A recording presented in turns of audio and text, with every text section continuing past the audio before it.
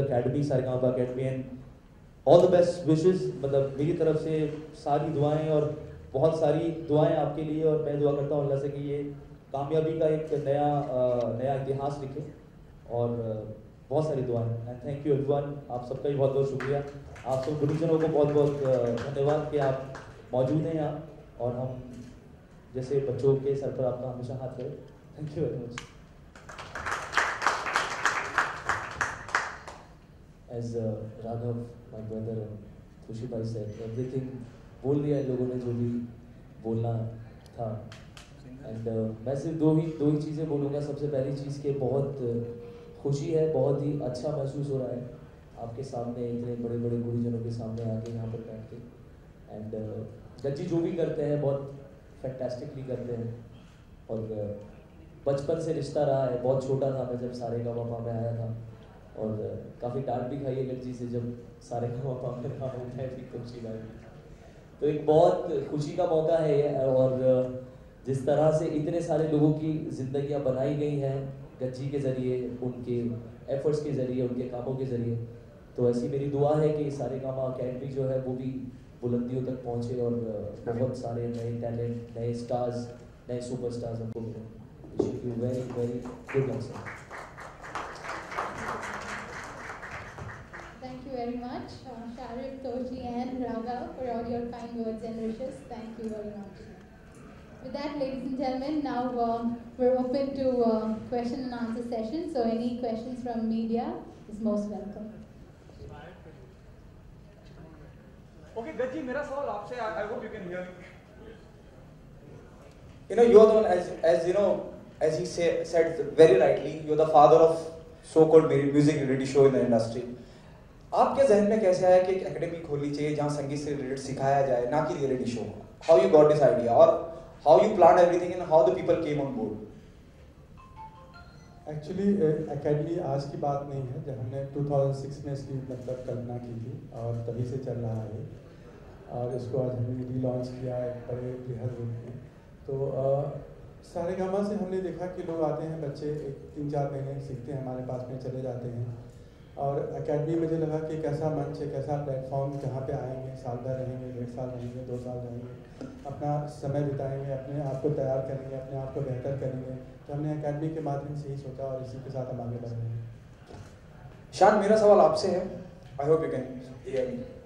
क्या कहना चाहेंगे? इस एक नई शुरुआत है, जब हम रियलिटी शो की बात करते हैं, with all due respect, you know, I hope everyone take it on a positive note. जैसे अभी किसी शख्सियत ने कहा कि रातों रात कोई स्टार हो जाता है रियलिटी शो में जाके। बहुत कम लोग, टोशी या शारिफ जितने you know down to earth रहते हैं, लेकिन अचानक स्टार्टअप मिलने से सब हो जाता है। इस एकेडमी में क्या खास होगा, और आपको क्या लगता है कितनी अच्छी शुरुआत है? नहीं, तो रियलिटी शो के साथ अकेडमी को कंपेयर करना ही गलत है, क्योंकि रियलिटी शो, जैसे कि राघव ने भी कहा, कि 3-4 महीने का एक क्रैश कोर्स होता है। उसमें आपको बस उस एक सब्जेक्ट, एक गाने का एक जो परफॉर्मेंस होता है उसी पर, जैसे अगर उर्दू भी सिखा रहे हैं या लैंग्वेज सिखा रहे हैं, तो उसी गाने में अगर धोखा है या कोई धोखा बोल रहा है तो उसको बदल सकता है। But it's very very specific to that 3 months के, चलो कुछ ना कुछ करके वो गाना ठीक से गा जाए और वो जीत जाए कॉन्टेस्ट। लेकिन जब आप एकेडमी करते हैं तब उस पर एक पुख्ता लर्निंग का एक मौका मिलता है, आपकी जो फाउंडेशन है उसे स्ट्रॉन्ग करते हैं, और जैसे जैसे आप सीखते हैं, आप समझ में आपको ये बात आती है कि कितना कुछ और बाकी है सीखने के लिए। तो जो लोग अगर कम समझ या कम सीख से कुछ हो जाता है तो उनको लगता है बस दुनिया मिल गई, लेकिन जब एकेडमी में जाकर वो एक्चुअली सीखेंगे, जैसे हमारे इतने कमाल के सब गुरुजन हैं, उनको तब ऑटोमेटिकली वो जो आप कह रहे डाउन टू अर्थ या फिर वो स्टार वाली फीलिंग वो नहीं आएगी, क्योंकि उनको पता चलेगा कि और कितना कुछ बाकी है, समुद्र का कतरा भी नहीं मिला हमें।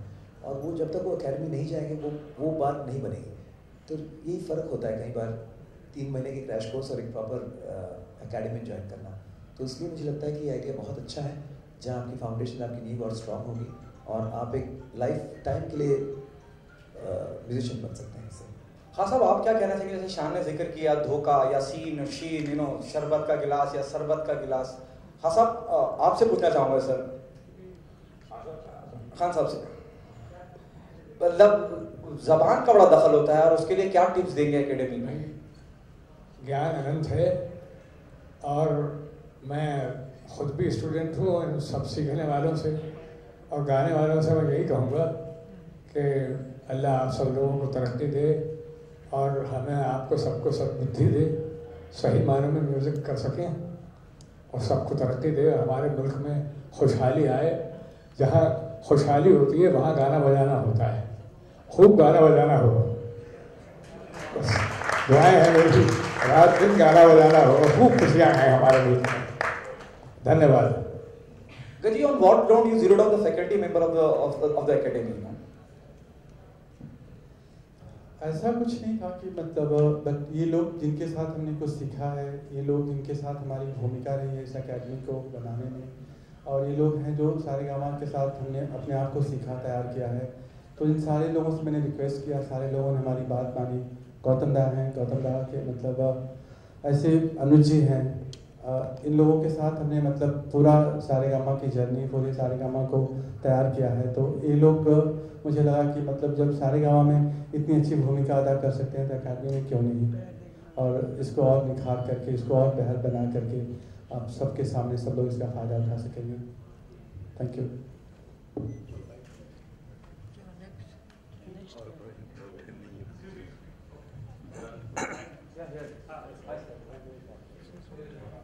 Lalit ji, Sushant, am I audible? सुनाइए। मैं आपसे सबसे पहले ये सवाल पूछना चाहता हूँ कि ये जो यूरोपियन म्यूज़िक का और जो बाहर के म्यूज़िक का इम्पैक्ट आता है भारतीय संगीत पर, स्पेशली डब स्टेप जैसी चीज़ें बहुत तेज़ हो गई हैं, रैप बहुत तेज़ हो गया है, तो क्या इसकी वजह से जो ओरिजिनल म्यूज़िक है बॉलीवुड सिनेमा का और भारतीय संगीत जो है, शास्त्रीय संगीत, उसको बहुत वो ख़राब होता है? क्या ऐसा होता है? देखिए, हमेशा ऐसा नहीं होता कि ख़राब होता है, मगर ये है कि ये एक एक्सपेरिमेंटल चीज़ है। जब आप कंपोज करते हैं और जब आपको शायद कोई चीज़ अच्छी लगती है, आप उसको इनकॉर्पोरेट करने की कोशिश करते हैं, तो वो तो आपका एक विजन होता है कि आप उसको कैसे करें। और ये जो आप वेस्टर्न म्यूज़िक का इन्फ्लुएंस बोल रहे हैं, ये इस ज़माने से नहीं, ये बहुत पहले से है। और बड़े बड़े जो हमारे कंपोज़र हुए हैं, और म्यूज़िक कंपोजिंग चीज़ एक ऐसी है कि जिससे आपको मतलब इंस्पिरेशन आप ढूंढते रहते हैं। आप कोई साउंड से इंस्पायर्ड हो सकता है, या कोई किसी भी कोई छोटी सी मेलोडी हो, उसका कोई एक पोर्शन हो जिससे आप इंस्पायर हो सकते हैं, और उसको फिर आप डेवलप करते हैं अपने स्टाइल से। तो इंस्पायर होना तो बहुत अच्छी चीज़ है।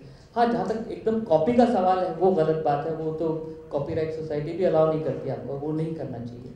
और हम ऐसा सोचते हैं कि हर जो जनरेशन होती है, या 5 या 6 ईयर्स के बाद एक म्यूज़िक में चेंज आता है, एक दौर में एक नई चीज़ शुरू हो जाती है, या कोई एक नया स्टाइल शुरू हो जाता है। तो ये कोई बुरी बात नहीं है। आप भी आजकल भी कई मेलोडियस गाने इतने अच्छे होते हैं, जब आते हैं तो बड़ा मज़ा आता है, उसका एक नया अंदाज देखने को मिलता है म्यूज़िक। तो म्यूज़िक तो एक इवॉल्विंग चीज़ है, और जैसा खान साहब ने कहा कि अनंत है ये, तो इसको तो खोजते रहना चाहिए, इसमें सीखते रहना चाहिए, इसमें डूबते रहना चाहिए, और जो चीज़ आपको इंस्पायर करे उससे ज़रूर एक रास्ता बनाना चाहिए। ये बहुत एक पॉजिटिव चीज़ है, इसको पॉजिटिव स्टाइल में लेना चाहिए। शान जी, शान इधर मैं इधर ही जी। मैं आपसे ये पूछना चाह रहा था कि आपको क्या लगता है कि आजकल जो हिंदी म्यूजिक का जो सीन है वो बहुत ज़्यादा पंजाबी हैवी हो गया, आप ऐसा समझते हैं? इतने सालों में इतने सारे गाने हुए हैं कि कंपोजिंग का जो कॉम्बिनेशन होता है, फिर भी बहुत सारे स्कोप अभी तक बाकी है। नोट्स की, जैसे आप समझ लीजिए डॉट डैट डिश के साथ पूरा मोर्स कोड पूरा लिखा गया है, तो कितने उसके कॉम्बिनेशन बन सकते हैं, लेकिन शब्द तो उतने ही हैं, आप नए नए शब्द तो रोज़ याद नहीं कर सकते हैं। तो कहीं ना कहीं वही एक्सप्रेशन जब आप हिंदी में इतने सालों तक देते आए हैं, उर्दू में या फिर कुछ अलग अलग लहजा वाली चीज़ों में लाते हैं, लेकिन फिर भी वो हो चुकी है। तो अब वही बात को मैं तुझे क्या समझाऊं सुन चुके हैं, मैं तेनू समझावा कि, तो कुछ अलग लग रहा है। तो शायद पंजाबी बात अभी लग रहा है कि पंजाबी भी काफ़ी सैचुरेट हो गया कुछ सालों में, शायद उसमें कुछ गुजराती वाले ऐसे शब्द आए हैं कि या बंगाली आ जाएगी, या क्योंकि तमिल की चीज़ें हो सकती हैं कैची काफ़ी, तो इट्स जस्ट दैट। और ये तो एक ट्रेंड है जो बनता रहता है। Punjabi is close to Hindi, और पंजाबी के बहुत सारे ऐसे शब्द हैं जो हिंदी में समझ में आ जाते हैं, शायद इस वजह से पंजाबी यूज़ हो रही है। और क्योंकि language you can't keep evolving, नए नए शब्द आप निकाल नहीं सकते हैं, तो इसलिए वो हो रहा है। बस आखिरी सवाल सर, अनूप सर, आप, मुझे पता नहीं था, हम थोड़ा सा बाद में आए थे, तो आप सामने बैठे हैं, हम सारे लोग हैं सर, कुछ आप अगर गुनगुना देंगे तो बहुत अच्छा लगेगा सर। जरूर गा देंगे। वाह क्या बात है। राम नाम अति मीठा है, राम नाम अति मीठा है, कोई गा के देख ले। राम नाम अति मीठा है, कोई गा के देख ले। आ जाते हैं राम कोई बुला के देख ले। अब इसमें जो दो पंक्तियां हैं, इसमें जो मैसेज है, जो शिक्षा है, उसको जो अपने जीवन में उतार ले तो उसका कल्याण निश्चित है।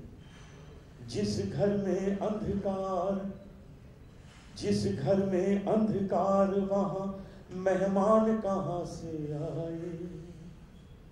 जिस घर में अंधकार, वहां मेहमान कहाँ से आए। जिस मन में अभिमान, वहां भगवान कहाँ से आए। अपने मन मंदिर में, अपने मन मंदिर में ज्योत जला के देख ले।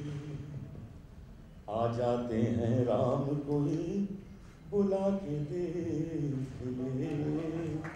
राम नाम। हेलो शांत, मेरा सवाल आपसे है। शांत, जैसे कि अभी आपने थोड़ी देर पहले कहा कि म्यूज़िक का ट्रेंड जो है काफ़ी बदल चुका है, तो आजकल जो है फिल्मों में जो है अलग अलग म्यूज़िक डायरेक्टर यूज़ किए जाते हैं, 5 से 6, तो उसके ऊपर आपका क्या ख्याल है? ओरिजिनलिटी ख़त्म हो जाती है कहीं ना कहीं म्यूज़िक की? एक्चुअली हम इसके बारे में डिस्कशन करेंगे, लेकिन जिनको जो करना है वो करते रहेंगे, तो इसके बारे में हम क्या कहें और हमारी कहने की वो कौन सुन रहा है वो उसका मतलब नहीं पड़ेगा। हम आपस में ही डिस्कस करते सकते हैं। हाँ बिल्कुल, अगर मुझे मतलब मेरी पर्सनल ओपिनियन आप कहें तो डेफिनेटली जब जैसे एक इमेजिन एक फिल्म आप बना रहे हैं और उस फिल्म में आप हर एक्शन सीन के लिए आप एक डायरेक्टर को लेते हैं, एक रोमांटिक सीन के लिए किसी और डायरेक्टर को लेते हैं, और सैड सिचुएशन हो तो किसी और डायरेक्टर को लेते हैं, तो फिल्म की क्या होगी आपको अभी कैन इमेजिन दैट, किसी को पता नहीं दूसरा क्या कर रहा है। तो इसी तरह से अगर म्यूज़िक को उतना सीरियसली लेते तो शायद ऐसा नहीं करते, क्योंकि इतने सालों से जिस तरह से एक फिल्म में एक प्रोड्यूसर, एक प्रोड्यूसर तो खैर अलग बात है, लेकिन एटलीस्ट एक डायरेक्टर अब तक रहा है, तो as a music director music पर भी एक ही इंसान या एक ही टीम काम करे तो दैट वुड बी बेटर। और जब भी जैसे ललित जी है, तो शीशा भी बहुत सारे फिल्में की हैं, जब भी वो फुल फिल्म करते हैं और उसमें जो मज़ा मिलता है उनको एज अ कंपोजर, शायद किसी फिल्म में उनका एक आइटम गाना हो, हिट भी हो जाए तो उतना मज़ा नहीं आता। So I think that is the difference. All right. I think with that, now we come to the close of this question answer session. Thank you very much, and I'd like to once again specially thank all our esteemed music fraternity stars who are sitting here with us for coming here, for taking time off your busy schedules, for your support towards Saregama and Saregama Music Academy, and of course for your long and lasting relationship with Rajji. Thank you so much for coming in. Can we have one huge round of applause for everybody sitting with us? It's been such a pleasure. Thank you. Sir याद रखिए sir.